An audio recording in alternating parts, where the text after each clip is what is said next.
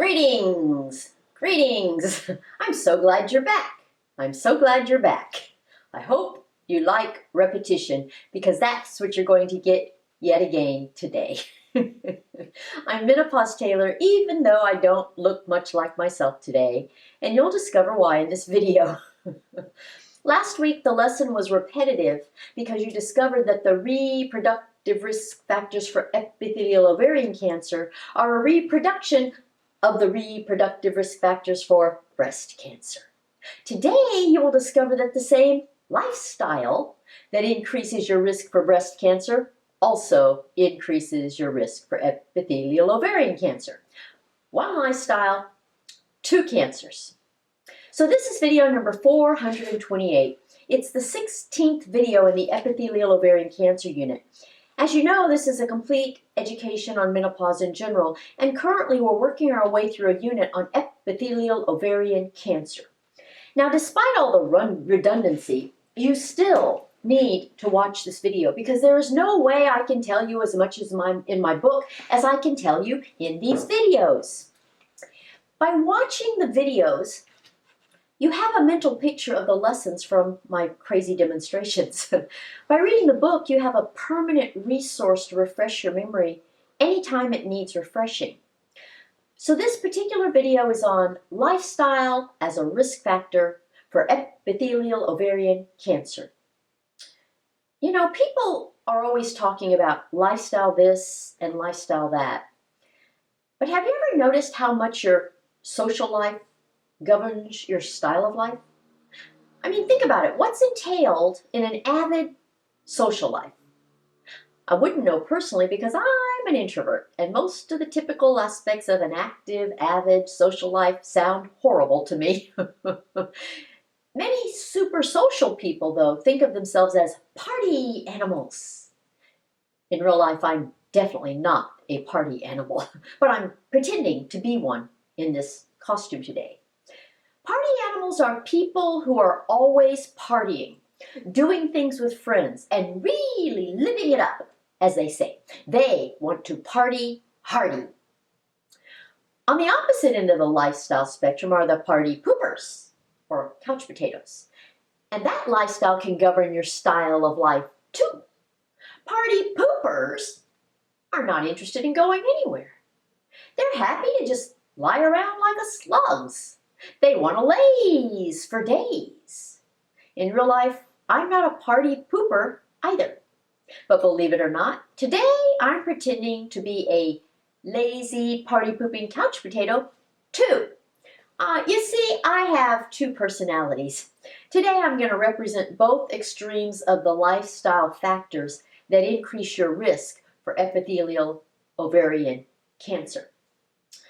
So let's talk about how these opposing lifestyles affect your risk for epithelial ovarian cancer.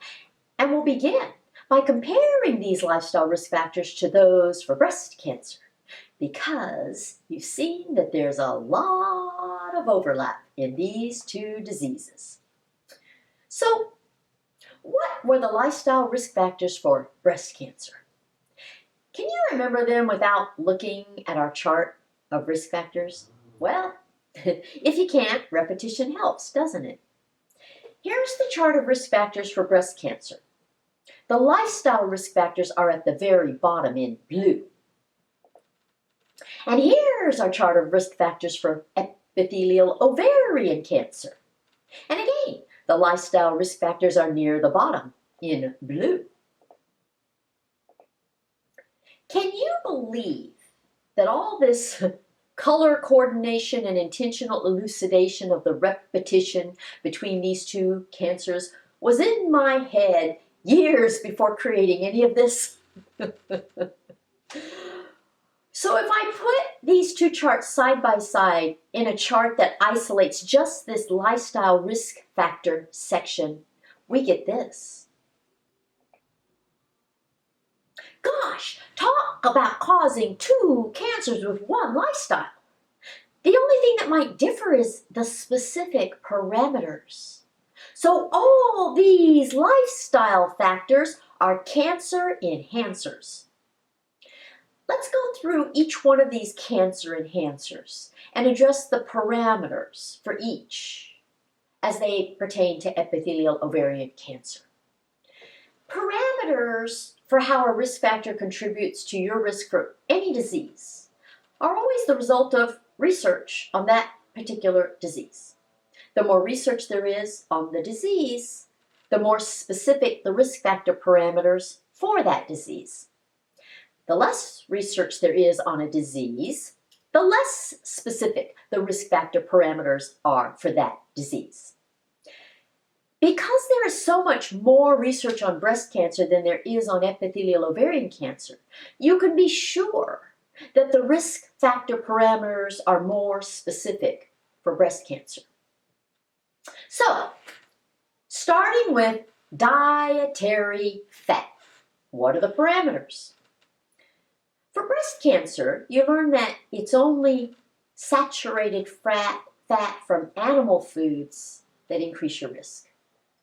Would you expect it to be different for epithelial ovarian cancer? Nope, it isn't.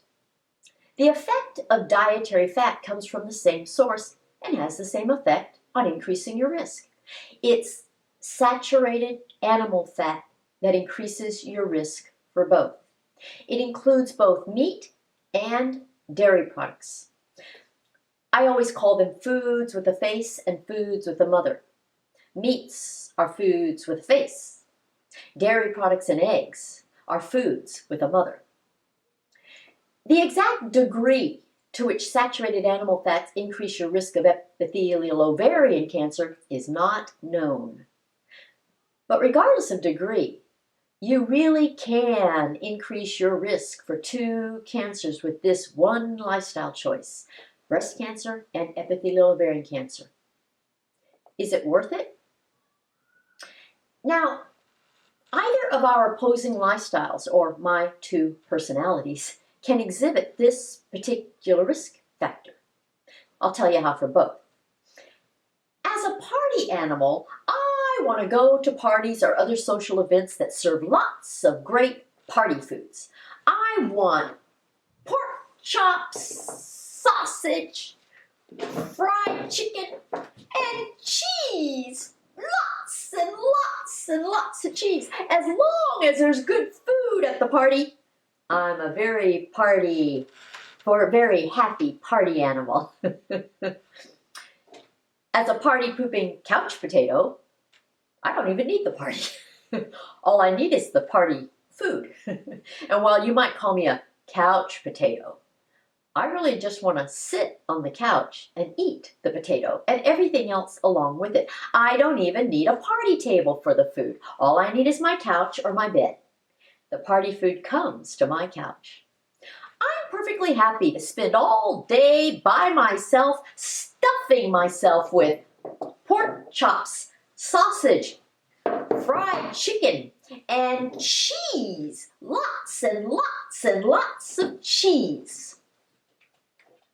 So, both extremes of the lifestyle spectrum can increase your risk of epithelial ovarian cancer by ingesting saturated animal fat. Now for alcohol. This is the one that makes everybody angry. Despite the fact that craving alcohol, especially red wine, is very common at the time of menopause, you've learned that it increases your risk of breast cancer. For breast cancer, alcohol has a huge impact on increasing your risk. And the relationship between alcohol and breast cancer risk is a direct one, meaning the more you drink, the higher your risk. Here's the graph you saw in the breast cancer unit. What you see here is a chart of the effect of alcohol's consumption on breast cancer risk. On the vertical y-axis, I've listed the degree of increased risk, ranging from 0% to 160%. On the horizontal x-axis, I've listed the number of drinks consumed from 0 to 7. The blue line represents the increased risk of breast cancer in drinks per day. The orange line represents the increased risk of breast cancer in drinks per week. And the gray line represents the increased risk of breast cancer in drinks per month. And you can see that no matter how little alcohol you drink, there is a direct increase in your risk for breast cancer. This direct relationship between alcohol consumption and breast cancer has been demonstrated in a large number of studies. And while they all agree with this direct relationship, the actual numbers vary. But less is known about the effect of alcohol on epithelial ovarian cancer. Some resources won't even list it as a risk factor because of this limitation. Now, that's not reasonable. Just because the precise statistics aren't available doesn't mean that the increased risk doesn't exist. And it is certainly not the case that alcohol increases your risk for breast cancer, but decreases it or does not have an effect on it with regard to epithelial ovarian cancer. Unfortunately, whether you like it or not, you will increase your risk for 2 cancers with this one lifestyle choice. So whine all you want. If you drink wine, you can wind up whining about epithelial ovarian cancer. And this can be a risk factor for either extreme of the lifestyle spectrum or either of my 2 personalities also. As a party animal, I want to have a drink in my hand at all times. And I don't want to talk so much that I don't have time to drink. While people may call me a party animal to imply that I love parties, drinking is my ultimate goal. It lessens my inhibitions and makes me laugh more. And that makes me want to drink more and more and more. Just love my wine. Now, as a party pooper, alcohol is my constant companion. I love it because it makes me more relaxed, and that makes me even more sluggish than before. So being a slug is perfect. But I whine if I run out of wine. I hate to have to get up and go get some more. So both party animals and party poopers increase their risk of epithelial ovarian cancer with alcohol. Next is smoking. Smoking is a risk factor for just about all cancers. What varies is the degree of risk. For breast cancer, you learn that the earlier and the longer you smoke, the higher your risk. And you learn that the increased risk lingers for about 20 years. Well, it's no different for epithelial ovarian cancer. The only differences are the impact of smoking on your risk for specific kinds of epithelial ovarian cancer. It increases some more than others, but it decreases none of them. And once again, smoking can fit into either a party animal or a party pooper lifestyle or either of my 2 personalities. As a party animal, I find that it's best to have a glass of wine in one hand and a cigarette in the other. And then I can just alternate which one goes in my mouth. It's really very efficient. I just keep trading off one for the other. For party animals, smoking is cool. It's social. If you don't smoke, you really aren't part of the party. Oh, and all that smoky air just adds to the party atmosphere.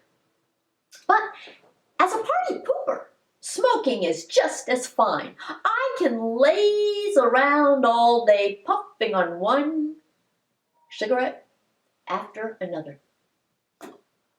It's a much more efficient way of doing things than it is for people who merely take smoking breaks. I mean, they get only 1 cigarette every hour or so, interrupted by whatever work they're doing. As a party pooper, I can fire up a new one every few minutes. I have the advantage of chain smoking. And any truly dedicated smoker would be jealous. Once again, smoking serves to increase your risk of epithelial ovarian cancer in both the party animal and the party pooper settings. Our next factor in this category is sedentary lifestyle. Now, this is becoming more and more important for all of us. Instead of having physical activity as a normal part of our daily way of life, we are letting technology do more and more of what we used to do ourselves. The overall effect is that a sedentary lifestyle increases your risk for a multitude of diseases, cancers and non-cancers alike. This is one of the most difficult risk factors to study because so many other things accompany a sedentary lifestyle. The precise statistics for the effect of a sedentary lifestyle on even very common diseases are very difficult to determine. So they are even more difficult to determine for uncommon diseases like epithelial ovarian cancer. As with breast cancer, our knowledge about the impact of a sedentary lifestyle for increasing your risk of epithelial ovarian cancer comes mostly from studying the consequence of a sedentary lifestyle, which is obesity. We'll address that shortly. And contrary to popular belief, it is possible to conduct a sedentary lifestyle as a party animal as well as a party pooper. As a party animal, I can choose to be any kind of animal. Most of the time I choose the sloth. When I'm really energetic, I choose the slug. This enables me to go to the party but plop right next to the food table and never budge. Actually, I do get some exercise because I keep reaching for more food, raising the wine glass to my face, and puffing on my cigarettes. Oh, and I do check my cell phone a lot. You know, it's not like I'm completely motionless. After the party, a party animal is always sluggish. I can go from party hardy to laze for days in a heartbeat.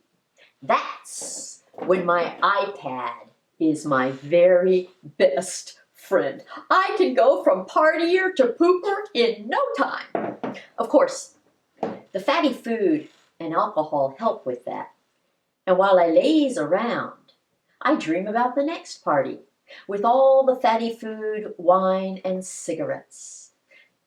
The odd thing about this lifestyle risk factor of being sedentary is that the demarcation between my two personalities is just not very clear. It's almost as if they merge together somehow.